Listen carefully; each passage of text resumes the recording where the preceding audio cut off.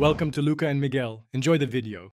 You start by preparing what you need: your workspace email and password, plus access to a modern browser.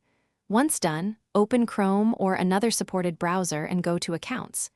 Google.com or the organization's sign-in URL. Make sure you close other accounts first. This avoids account switching.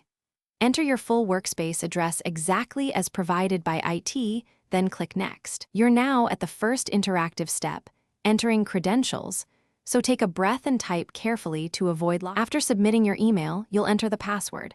Type slowly and check caps lock to prevent errors. Once accepted, you might face two-step verification. Use the Authenticator app, SMS code, or a security key as your organization requires.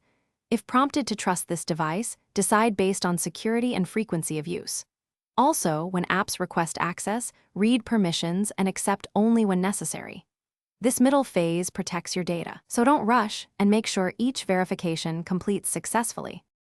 Once signed in, verify you're in the right workspace account by checking the avatar and organization name.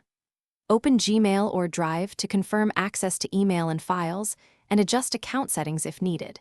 If you're on a public computer, sign out and clear the browser or use incognito next time. If something goes wrong, like forgotten password or blocked sign-in, use the account recovery flow immediately and contact your admin if recovery fails. Quick recovery steps typically restore access within minutes. Thanks for watching and please subscribe. It's the best investment you'll ever make.